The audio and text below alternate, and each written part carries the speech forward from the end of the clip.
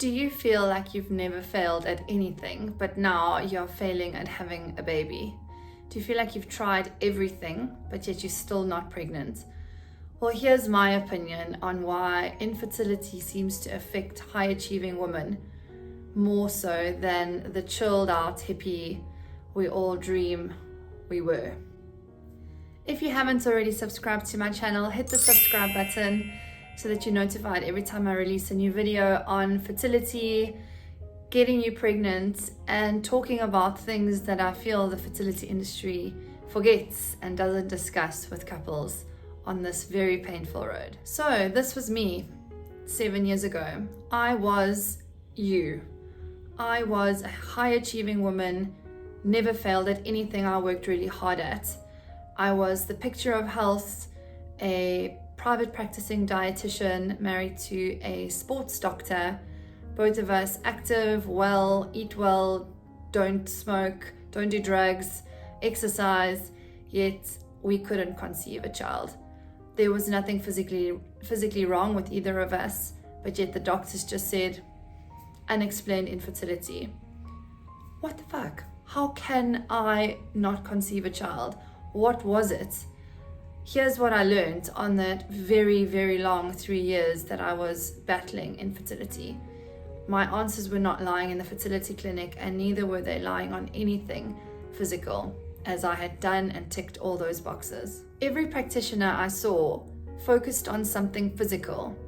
The gynaes were focusing on monitoring my follicular phase, seeing my follicles grow, and even doing 3 rounds of failed artificial insemination, as I had a perfect egg every time, released from a perfect dominant follicle, and yet still never conceived.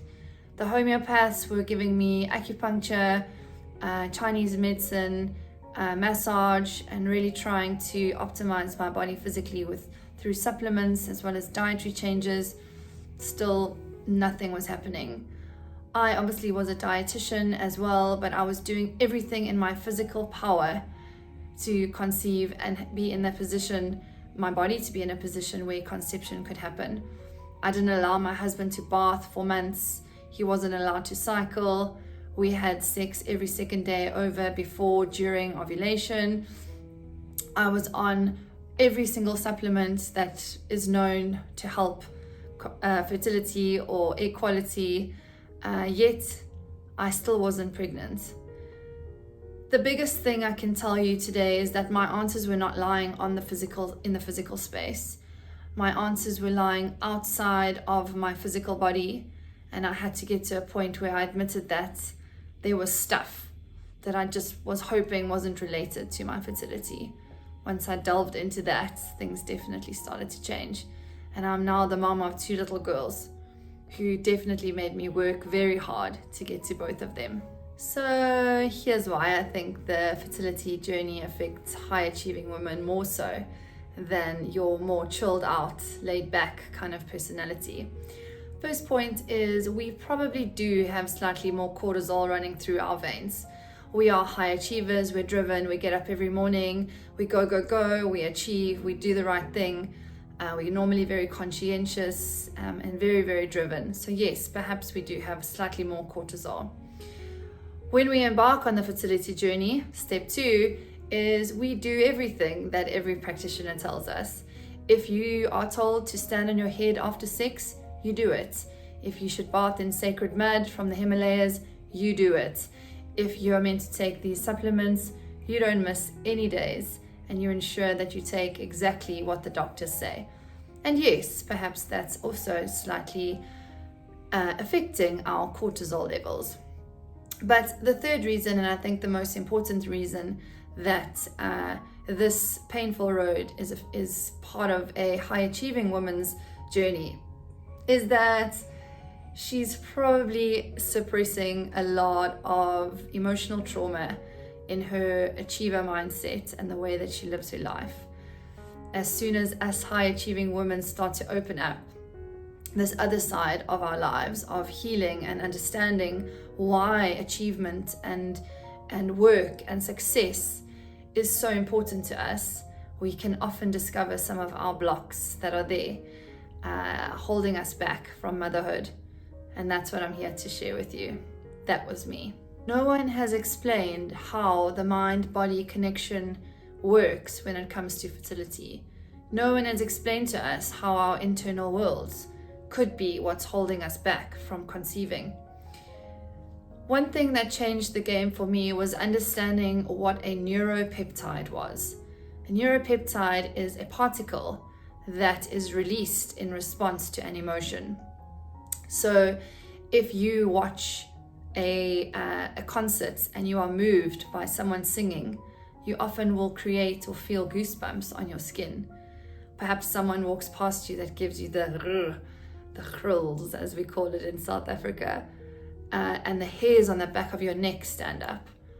Or when you're really nervous, that nervousness creates sweaty palms or increased in heart rate. Now, has anyone ever perhaps shared that if the body can create a physical reaction to an emotion like that, surely there's a physical reaction that can be happening in our reproductive system if there is fear that we are holding related to conceiving or falling pregnant. Thoughts, neural programming, belief systems, trauma lines, trauma, it all affects our ability to conceive because of the power of neuropeptides. If your subconscious mind sees falling pregnant as something to fear or something to avoid, your survival brain will divert and ensure that this doesn't happen.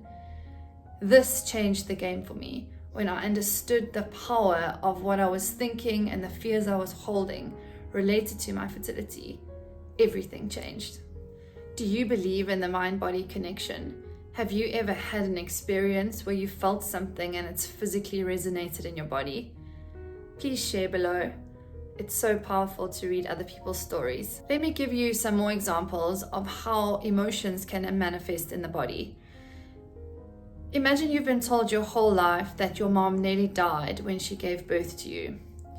Your subconscious mind therefore has believed that giving birth to a child potentially will put you at risk of death. Something you've believed deep in the back of your neural programming. Of course you're potentially holding fear of conceiving a baby. Your survival brain is saying, no, if you conceive, you're going to have to birth this child, and that potentially could mean death. Another example, you've perhaps had some sexual abuse or sexual trauma. Your vagina and your uterus are a muscle. Any trauma makes muscles go like this and avoid and be fearful. Allowing that and understanding that trauma could potentially be held in your vagina and be preventing conception from happening because everything is tight and fearful could perhaps be something to work at. Another example is your mother line. How were you mothered? Did you have a great mom and have a great relationship? Or was there a lot of tension, perhaps abuse, neglect? Your concept of mother is very, very important when it comes to your ability to believe that you can be a mother. If there is programming or limiting beliefs holding you back from being a mother because of the experience you've had in how you've been mothered, this is another thing that can be worked at and released. Reprogramming your survival brain to allow for conception, pregnancy, and birth to happen. Perhaps you've also been on birth control for 15, 20 years. You have been telling your physical body to celebrate not conceiving. Now you've come off the pill for a year or two, maybe even 3 or 4, and your body hasn't been reprogrammed. You told it for so many years that you didn't want to conceive. Reprogramming this belief system in your subconscious mind could potentially be the last piece of the puzzle to get you to your baby. So perhaps this is you, the high-achieving woman who still isn't pregnant. You've done everything. You've been to every doctor, homeopath, Chinese medicine, acupuncturist, fertility specialist, and yet you're still here watching this video. Perhaps something I've said is resonating and you want to reach out. Please do. I'm so here to help, as this was me. I was you. If you haven't already, please download my free ebook entitled Are you a high achieving woman struggling to conceive? Don't forget to like this video, subscribe to my channel so that you're alerted every time I release some more videos on fertility and getting you to your baby, but perhaps talking about things, opening things up, and rediscovering elements of your fertility journey that no one is talking about in any fertility clinic.